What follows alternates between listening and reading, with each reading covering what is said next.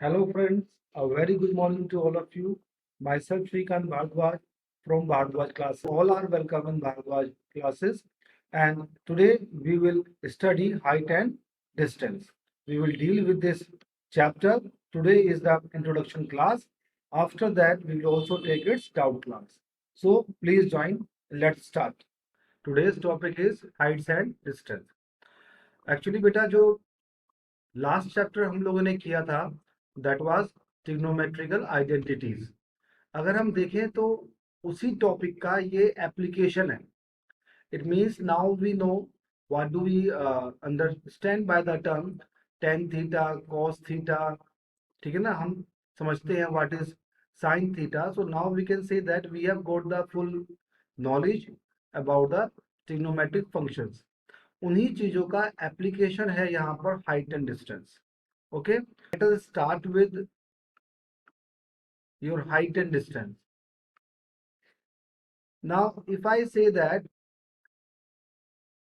I am at this point c, अगर मैं बच्चों आपसे यहाँ पर ये कहता हूँ कि I am at this point C, ये जो पॉइंट है मेरे पास में in this triangle A B and C, ठीक है, सी पॉइंट से I am watching some object which is at the point ए।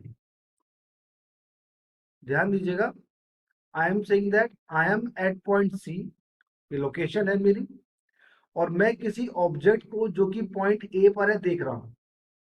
सो जो मेरी आईज के बीच में और इस ऑब्जेक्ट के बीच में जो लाइन ऑफ कॉन्टेक्ट है that is known to be as your line of sight. क्या बोलते हैं हम लोग इसे यहाँ पर? Line of sight. So actually में जो लाइन ऑफ साइट है it represents the line that is formed between the observer eyes and the object. जो ऑब्जर्वर की आईज है उसके बीच में और जो ऑब्जेक्ट है उसके बीच में जो एक लाइन ऑफ साइट बनता है, ठीक है ना, उसके बारे में। So that is your C A. अब अगर मैं आपसे कहता हूं कि I am at this point C, तो हमेशा ये जो पॉइंट ए है ऑब्जेक्ट है, from here we will take a perpendicular A B. क्या किया है हमने यहाँ पर? एक परपेंडिकुलर ए बी एज्यूम किया है और c b is the distance, ये हॉरिजॉन्टल डिस्टेंस है। I hope so point clear है,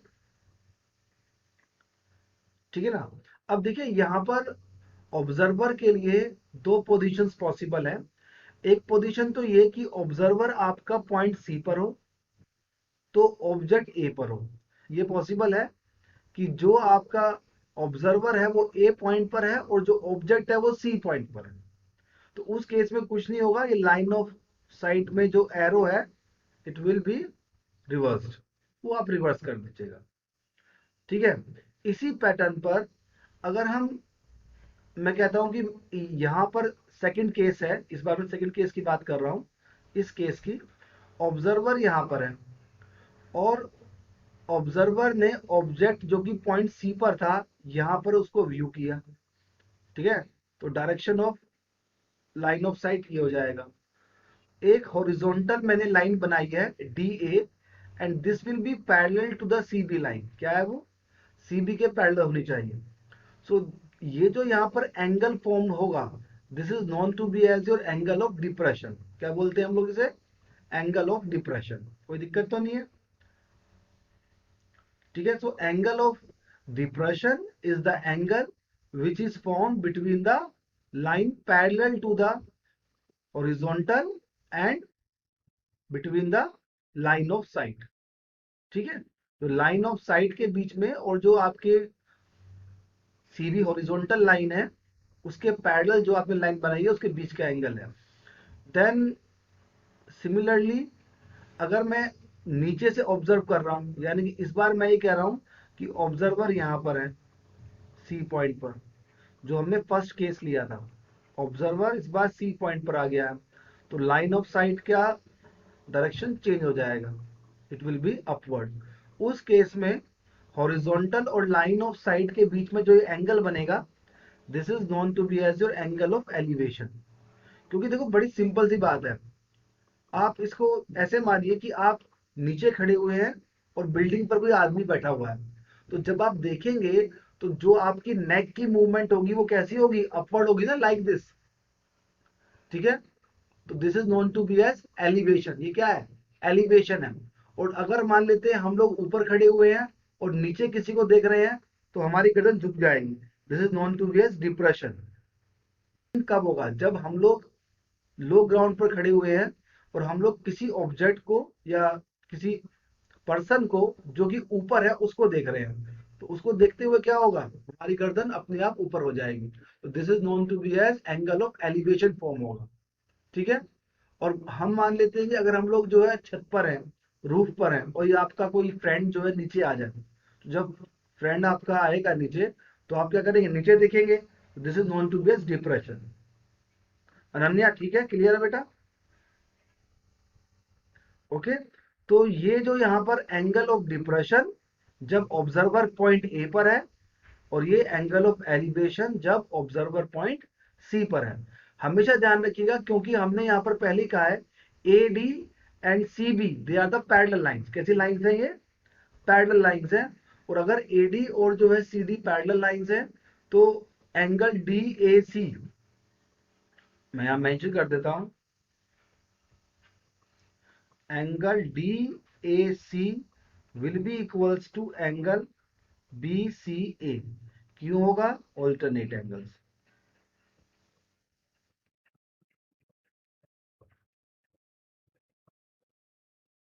I hope so point clear है। This is the first question of your exercise 22A। The height of a tree is √3 times the length of its shadow. Find the angle of elevation of the sun. Clear है? क्वेश्चन ने क्या कहा है? उसने कहा है कि एक ट्री है, उसकी हाइट जो है, ठीक है, जो शैडो फॉर्म हो रही है उसकी √3 टाइम्स है। Then find the angle of elevation. देखिए, जब कभी भी आप लोग हाइट एंड डिस्टेंस के क्वेश्चन सॉल्व करें, तो हमेशा जो है ड्राइंग के साथ सॉल्व कीजिएगा। यानी पहले आपको एक जो है फिगर ड्रॉ करना होगा, लाइन फिगर जो है, एंड आफ्टर दैट ही आप क्वेश्चंस करें। एग्जाम्पल के तौर पर देखिए, मैं आपको दिखाता हूँ सॉल्व कर। This is the tree. Okay, इसको क्या मान लेते हैं? ट्री मान लेते हैं। अब ये, लेट मी से, ये A B, so here A B is the tree. अब जो ये ए बी यहाँ पर ट्री है, शैडो मान लेते हैं, this is the shadow of this tree, this is the shadow. Okay, और एक इसका जो है हाइपोटेन्यूज ड्रॉ कर लेते हैं, दैट इज C2A। ठीक है बच्चों, सो ध्यान रखिएगा, ए बी क्या है मेरे पास में? ट्री है। बी सी शैडो है। अब यहां कहीं पर सन मान लीजिएगा। ठीक है ना? ये आपका क्या हो जाएगा? सन हो जाएगा। और ये इसकी रेज मान लीजिएगा। Okay, happy? ड्राइंग अच्छी है ना? तारीफ करने की जरूरत नहीं है। तो तो ये सन मान लीजिएगा। जब सन जो है ट्री के पीछे होगा ए बी के, तो एक जो है क्या, उसकी शैडो डेवलप होगी। ठीक है, अब क्वेश्चन देखो क्या कहा है। उसने कहा है the height of a tree is √3 times. ये देखो यहाँ पर उसने मेंशन किया है बेटा, देख पा रहे हो? The height of a tree is √3 times the shadow of the length of its shadow. तो शैडो है, तो अकॉर्डिंग टू द क्वेश्चन अगर हम यहाँ पर सॉल्व करें, इसे सॉल्यूशन ले लेते हैं इसका। तो according to the question we can write here the height is √3 times the shadow. It means AB is equals to √3 times of BC। कोई दिक्कत तो नहीं है भाई? AB क्या है? हाइट ऑफ द ट्री है। और BC क्या है? शेडो है। क्वेश्चन ने क्या कहा था? Height of a tree is √3 times the length of its shadow. तो AB will be equals to √3 BC। Fine. Then question ने क्या पूछा आपसे? Find the angle of elevation पूछ रहा है। एलिवेशन में, चलिए पहले इसका एंगल ऑफ एलिवेशन कहां पर होगा? एंगल ऑफ ये होगा आपका एंगल ऑफ एलिवेशन, इसको थीटा मान लेते, क्लियर है। अब अगर ध्यान देखें तो क्वेश्चन बहुत ज्यादा सिंपल है कि tan theta will be equals to perpendicular upon क्या होता है, बेस। परपेंडिकुलर क्या है इधर, A B upon base is B C. तो ए बी की वैल्यू क्या है बच्चों, हमारे पास में नहीं है, बट अगर मैं इसको फर्स्ट इक्वेशन मान लूं, then from first equation I can write A B to B √3 of B C upon B C, and BC and BC they will cancel out, we will have √3। अब तो बहुत simple हो गया। Now since tan theta is equal to √3, और याद करो √3 का value होती है tan की, वेरी, राज को अब तक याद नहीं हुई है, माइक ऑफ नहीं है, याद ही नहीं है। तो tan थीटा बराबर tan60 हो गया। तो कितना चालू हो गया है ये, है ना, माइक ऑफ हो गया था। थीटा की वैल्यू क्या हो जाएगी, थीटा विल बी 60 डिग्री। तो ये आपका क्या हो जाएगा, एंगल ऑफ एलिवेशन, तो यही पर एंगल ऑफ एलिवेशन है। बच्चों क्लियर हुआ, कोई इशू है तो बताओ इसमें।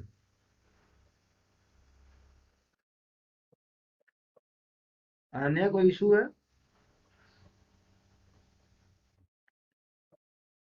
ये लीजिए, पहले इसको कीजिए, नोट डाउन हो गया, जब ये हो जाएगा तब बताइएगा।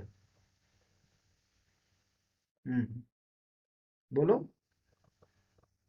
नहीं, ऐसा कोई मैंडेटरी नहीं है कि हमने 10 ही क्यों लिया। अब देखो ये बिल्कुल वैलिड क्वेश्चन पूछा है इसने कि भैया हमने 10 ही क्यों लिया। हमें 10 से मतलब नहीं है, हमें ट्रिग्नोमेट्रिक फंक्शन से मतलब नहीं है। क्वेश्चन ने हमसे क्या कहा है कि भैया आप हमें एंगल ऑफ एलिवेशन दीजिए। क्वेश्चन क्या कह रहा है, एंगल ऑफ एलिवेशन। आपको 10 पसंद नहीं है, आप कॉट भी निकाल सकते हो, आप कॉस से भी निकाल सकते हो, आप साइन से भी निकाल सकते हो। मगर आपको बच्चे एक बात का ध्यान रखना है कि यहाँ पर मेरे पास में देखा जाए तो परपेंडिकुलर है और जो है बेस है, परपेंडिकुलर और बेस है। अब या तो आप पहले हाइपोटेन्यूज की वैल्यू निकालो, आपके पास में हाइपोटेन्यूज है क्या, नहीं है, तो या तो पहले आप पाइथागोरस लगाकर हाइपोटेन्यूज की वैल्यू निकालना, जब वो आ जाए तब आप साइन लगा सकते हो, बिकॉज साइन क्या होता है, परपेंडिकुलर अपॉन हाइपोटेन्यूज होता है। हाइपोटेन्यूज है नहीं बच्चे हमारे पास में, इसीलिए यूज नहीं किया बस, है ना। आपको 10 पसंद नहीं है, आप डायरेक्ट कोट भी कर सकते हो, आंसर सेम ही आएगा। कोई भी ट्रिग्नोमेट्रिक फंक्शन आप यूज कर सकते हैं, बस ध्यान रखिएगा वो यूज कीजिएगा जिसकी वैल्यू आपके पास में इजीली अवेलेबल हो। आपको 2-4 स्टेप एक्स्ट्रा करना पड़े तो उसमें कोई फायदा नहीं है, ठीक है। चलिए तो आगे बढ़े। हाँ, नोट डाउन करो, जल्दी करो। So second question is the angle of elevation of the top of a tower from a point on the ground and at a distance of 160 meter from its foot is found to be 60 degree, find the height of the tower। ठीक है ना, तो tower का आपको जो है height find out करना है। अब यहाँ पर जो इंपॉर्टेंट चीज है वो ये है कि द एंगल ऑफ एलिवेशन, देखिए क्वेश्चन ने आपको दिया हुआ है। So we have got the angle of elevation of the top of a tower from a point on the ground and at a distance of 160 metre from its foot। तो सबसे पहले एक जो है टावर ड्रॉ कर लेते हैं। Late me say कि ये एक टावर है हमारे पास में, ठीक है। यहां से एक ये तो टावर हो गया, और फिर एक यहां से इसको, एक मिनट,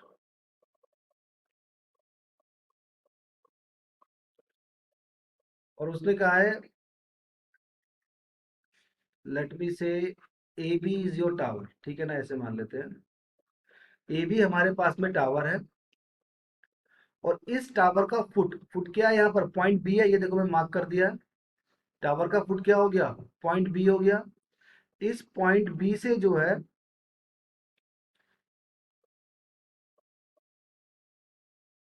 ग्राउंड पर 160 मीटर ले लेते हैं, ये मैंने 160 मीटर ले लिया। ठीक है बच्चों, इसको सी मान लेते हैं। उसने कहा है the angle of elevation of the top of a tower from a point on the ground and at a distance of 160 metre from its foot. तो उसके फुट से कितना दूर है ये देखो, 160 मीटर। ठीक है, it is found to be 60 degree. तो ये यहां पर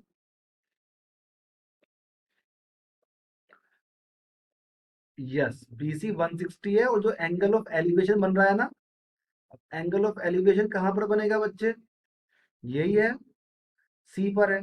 this is your angle of elevation. ये कितना दे दिया उसने आपको, 60 डिग्री। क्लियर है, फाइन।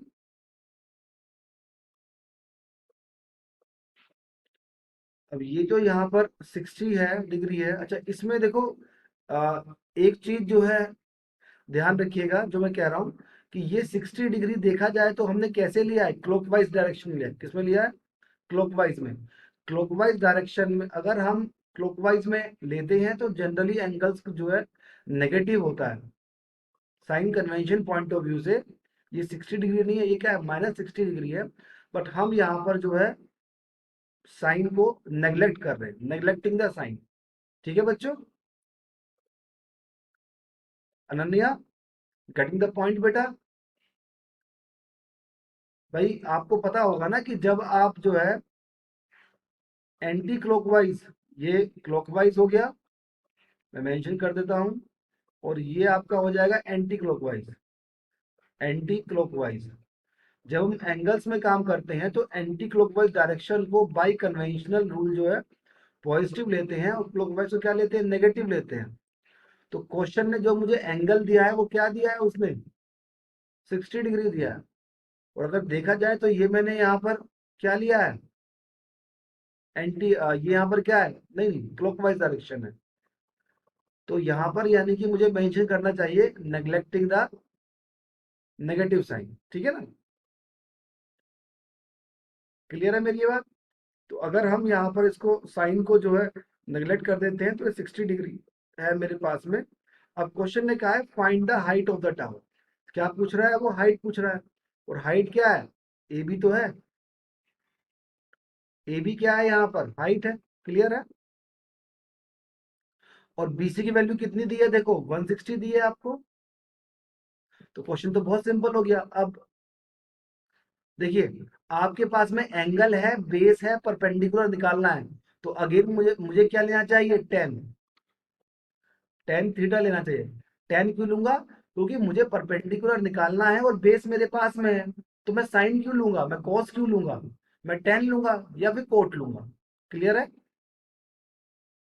टेन थीटा क्या होगा बेटा, यहाँ पर perpendicular upon base. Perpendicular is A B and the base is BC। ठीक है, अब ए बी की वैल्यू कितनी है मुझे नहीं मालूम है, वो तो मुझे निकालनी है। BC कितना है, 160 डिग्री। बट 60 एंगल मेरे पास में है, तो टेन 60 डिग्री क्या हो जाएगा बच्चों, ए बी अपॉन 160 डिग्री। ठीक है ना, so it implies that A B will be equals to 160 into tan 60 degree. और टेन 60 की वैल्यू कितनी होती है, √3। तो √360, ओके, मल्टीप्लाई कर लीजिएगा, you will have the height. मैं यहाँ पर यूनिट भी मेंशन कर देता हूँ। क्लियर है मेरी बात। सो हाइट ऑफ टावर जो है आपका, height of tower A B will to √3 into 160 unit. और आपको ये मालूम है ना 160 किस में दिया है, उसने मीटर्स में दिया है। तो आप इसे यहाँ पर यूनिट यूनिट मत लिखिएगा, फिर मीटर मेंशन कर दीजिएगा। So it is 1/6 √3 1। अगर यूनिट हमें नहीं दिया होता तो हम यूनिट मेंशन करते, ठीक है ना। उसने 160 मीटर दिया है तो मीटर हो जाएगा। क्लियर है, we are having question number 3। According to this question we are having a ladder, and that ladder is resting with a vertical wall. So in this figure xz हमारे पास में क्या है, ladder है, and according to the question the ladder is 2.4 meters from the wall. तो ये z हमने foot of the ladder मान लिया है और wall का foot है this y. So zy आपको जो है क्वेश्चन में दिया हुआ है which is 2.4 meters and ladder is making an angle of 68 degree. So this is your 68 degree angle हमने यहाँ पर लिया है, और from here you can see कि इस बार जो एंगल हम लोगों ने लिया है वो एंटी क्लॉकवाइज डायरेक्शन में लिया है, इसीलिए हमें यहाँ पर साइन नेग्लेक्शन के लिए इन्फॉर्म करने की कोई जरूरत नहीं है, ठीक है, बिकॉज ये बाई कन्वेंशनली जो है, बाई कन्वेंशन रूल जो है पॉजिटिव होता है. Find the height up to which the ladder reaches, ये क्वेश्चन ने पूछा है, तो लैडर कहां तक पहुंच रहा है, हाइट तक, वो क्या है, एक्स वाई है, यानी कि इस क्वेश्चन में you need to calculate X Y which is equals to the height of the wall. क्या निकालना है हमें यहाँ पर, हाइट ऑफ द वॉल निकालना है. क्लियर है बच्चों? हेलो, आवाज आ रही है मेरी? ठीक है, तो हमें यहाँ पर लेटर की हाइट नहीं निकालना है, एक्स वाई फाइंड आउट करना है, बिकॉज क्वेश्चन ने कहा है find the height up to which the ladder reaches, तो वो क्या है, एक्स वाई है which is height of the wall है, ठीक है ना. तो क्वेश्चन बहुत सिंपल है. अगेन देखो, एंगल मेरे पास में है, थीटा एंगल मेरे पास में है, बेस मेरे पास में है, और परपेंडिकुलर निकालना है. तो again we will use tan theta is equals to X Y Z Y, ठीक है ना, and it implies that tan 68 degree is equals to X Y upon 2.4. अब यहां से जो एक्स वाई है वो हाइट ऑफ द वॉल है, so it will B 2.4 into 1068. अब देखिए क्वेश्चन यहाँ पर ये पुटअप होता है कि भैया जो हमारे पास में ट्रिग्नोमेट्रिक टेबल बुक में दिया हुआ है उसमें तो 1068 की वैल्यू नहीं है हमारे पास में, और वैसे भी कई बच्चों को तो याद भी नहीं है, अब तक टेबल याद नहीं किया है बच्चों ने. तो घबराइए नहीं, घबराइए नहीं.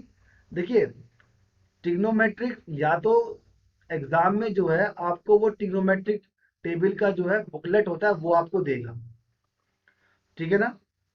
1068 डिग्री जो ये है वो या तो आपको ट्रिग्नोमेट्रिक टेबल में से देगा, आपको ट्रिग्नोमेट्रिक टेबल की बुक दे देगा कि भाई अपने आप वैल्यू पुट कर लो बस. But most of the cases में होता क्या है कि क्वेश्चन आपको 1068 की वैल्यू लिख कर देगा, वरना वो इस 68 एंगल ही नहीं देगा, वो आपको 10, 30, 60, 45, 90, क्योंकि आप लोगों के देखा जाए तो 10th के जो है सिलेबस में सिर्फ फर्स्ट क्वाड्रेंट तक की ही वैल्यूज हैं, ठीक है ना. यानी कि जो आपका एंगल है, अगर मैं कहता हूं थीटा एंगल है, तो जो रेंज थीटा के पास में है वो सिर्फ 0 डिग्री से लेकर कहां तक की है, 90 डिग्री तक, और उसमें भी आपको जो वैल्यू आपके पास में है वो 0, 30, 60, 45 और 90 की है. तो 68 या तो वो देगा नहीं, अगर देगा तो इसकी वैल्यू लिख कर देगा, और अगर वैल्यू लिख कर नहीं दिया है तो आपका राइट बनता है कि आप ट्रिग्नोमेट्रिक टेबल की जो है उससे मांग कर लें कि भाई हमें सर आप ट्रिग्नोमेट्रिक टेबल दीजिए. क्लियर है मेरी बात? ओके, तो फिलहाल नहीं, क्वेश्चन क्वेश्चन तो दी नहीं है ना बुक में. हाँ नहीं बुक, हाँ, सेलिना की जो सेलिना की जो बुक है उसमें पीछे दिया हुआ है, ठीक है ना. तो अभी फिलहाल के लिए मैं आपको सिंपल सा वैल्यू जो है दे देता हूँ इधर. क्वेश्चन ने कहा है 1068 डिग्री, तो 1068 डिग्री की वैल्यू कितनी है, दैट इज 2.4. मैं मेंशन कर देता हूँ इधर, आप लोग भी नोट डाउन कर सकते हैं कि 1068 डिग्री इज इक्वल्स टू 2.475. ये वैल्यू याद करने की कोई जरूरत नहीं है, बुक के पीछे टेबल दिए हुए हैं, आप वहां से निकाल सकते हैं, वरना एग्जाम की बता रहा हूं, अगर आपका ऑफलाइन होता है तो ऑफलाइन में आप डिमांड कर सकते हैं कि हमें आप ट्रिग्नोमेट्रिक टेबल की बुकलेट दीजिए, बुक दीजिए हमें, कि पतली सी बुक होती है वो आपको देंगे, ये आपका राइट है। तो अगर मैं यहाँ पर देखूं तो एक्स वाई की वैल्यू क्या हो जाएगी बच्चों, X Y will be equals to 2.4 into 2.475, ठीक है ना। अब इसमें कुछ नहीं कीजिए, इसको मल्टीप्लाई कर दीजिए। तो अगर आप इसको मल्टीप्लाई करेंगे तो जो आपको वैल्यू मिलेगी एक्स वाई की, दैट विल बी 5.940, और मीटर में है तो डिस्टेंस मीटर है, ठीक है ना। This is the height up to which the ladder reaches, clear है। तो ये आपका आंसर हो जाएगा। और कोई डाउट हो तो बताओ।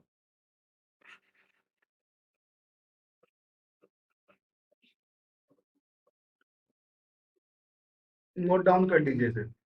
Persons they are standing on the opposite sides of a tower, ठीक है ना, टावर है आपके पास में, दोनों साइड खड़े हुए हैं। They observe the angle of elevation of the top of the tower to be 30 degree and 38 degree respectively, so find the distance between them if the height of the tower is 50 metres. तो according to the question अगर हम draw करें, late me say कि ये tower है आपके पास में,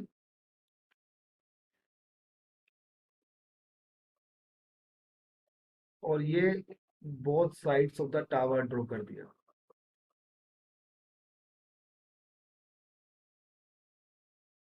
यहां से बना देते हैं, ये लीजिए,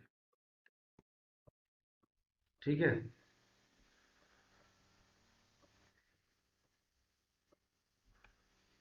तो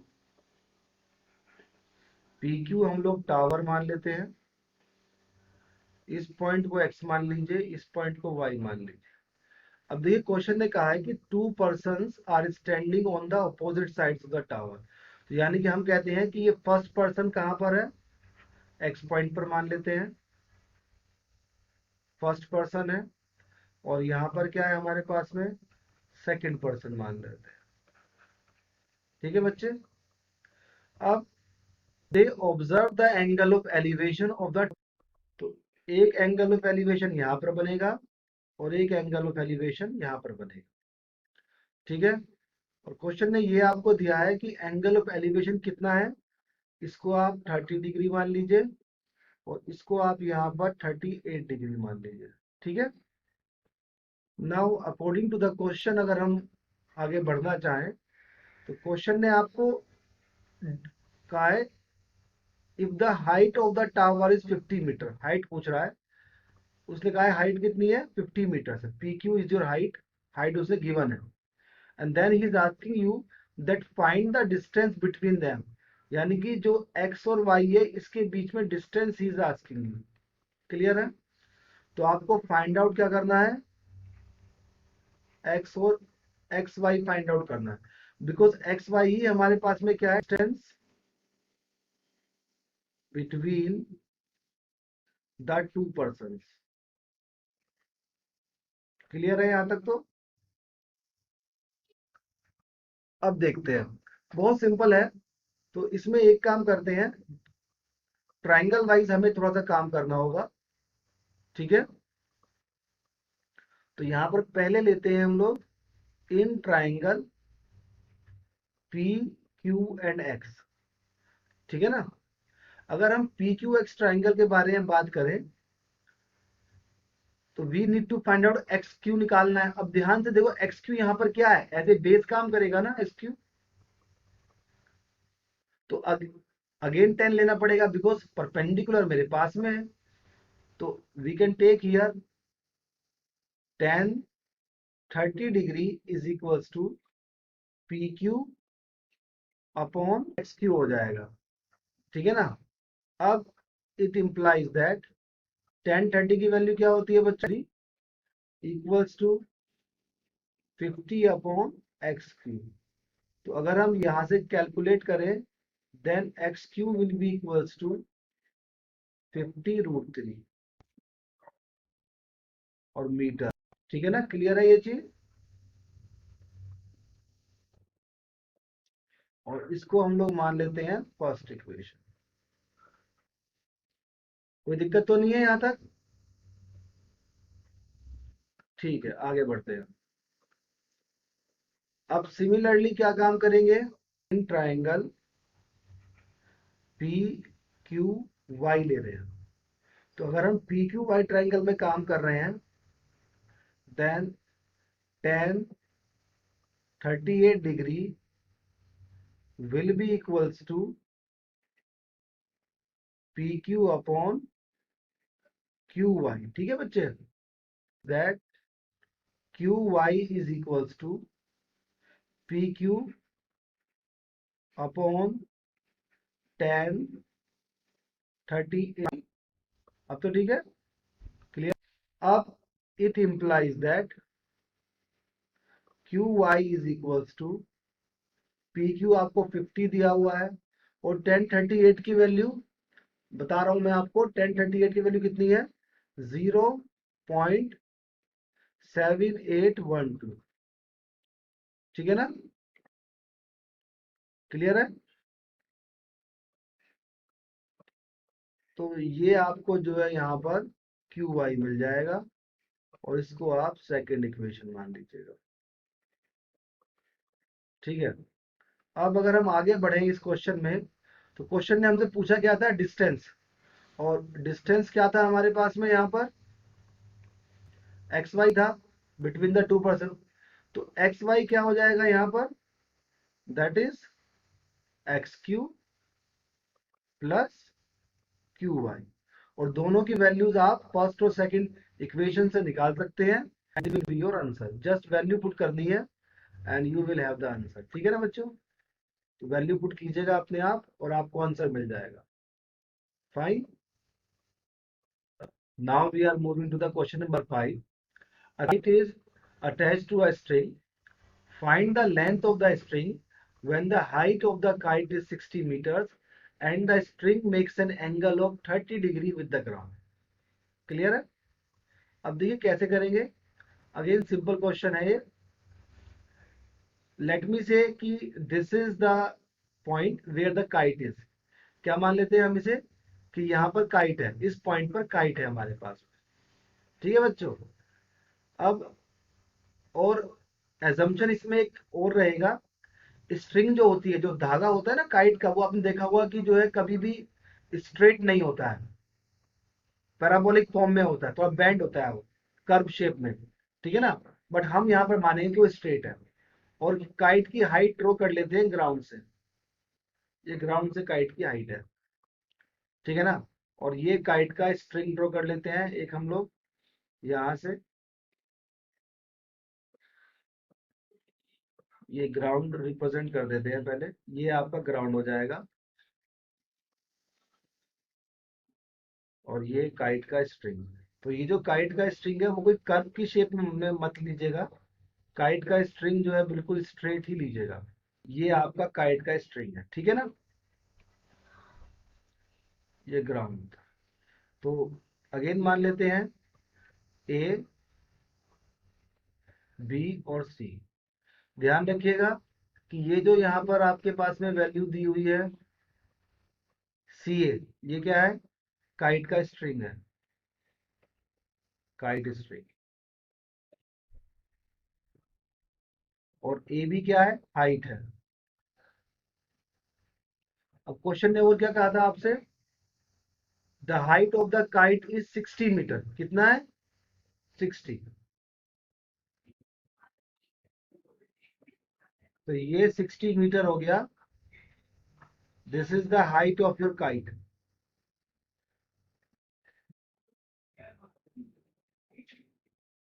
जो बीसी आपको दिया हुआ है, नहीं दिया हुआ, बीसी हमें नहीं दिया हुआ है, of the kite is when the height of the kite is 60 metres है, and the string makes an angle 30 degree. ये 30 डिग्री दिया हुआ है, ठीक है ना। A kite is attached to a string, find the length of the string. क्या निकालना है हमें यहाँ पर, देखो ध्यान से, लेंथ ऑफ द स्ट्रिंग। यानी कि क्वेश्चन ने आपसे क्या पूछा है, एसी। अब खुद सोचिए, परपेंडिकुलर आपके पास में है, एंगल आपके पास में हाइपोटेन्यूज निकालना है, तो क्या लगाएंगे हम लोग? साइन लगाएंगे। ठीक है, तो sine theta is equals to A B upon A C. अब sine 30 degree is equals to A B कितना है? 60 अपॉन ए सी। साइन 30 की वैल्यू कितनी होती है? 1/2 is equal to 60 upon AC. So it implies that AC is equal to 120 meters. खत्म। बस और क्या चाहिए बताइए। ठीक है, so for today it's over. I hope सो कि आप सबको जो भी मैंने पढ़ाया है समझ में आया होगा। And if any one of you have got any sort of doubt, then you can mention that in the comment. आप मुझे कमेंट में अपने डाउट्स वगैरह mention कर सकते हो, will definitely reply them. Okay, thank you, thanks a lot, and please like, share, and subscribe Bhardwaj classes. Okay.